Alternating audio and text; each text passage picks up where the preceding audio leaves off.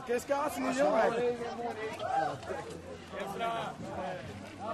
Hey, gefeliciteerd, jongen. Gefeliciteerd, Ben.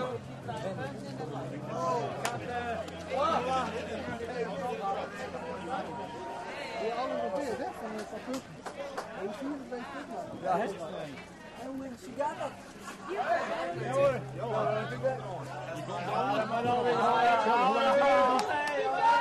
Misschien wat regelen dus. Ja, dat kan ik je vertellen. Je bent wat aan het trainen worden. Nou ja, dan nog even hoe dat loopt, hè.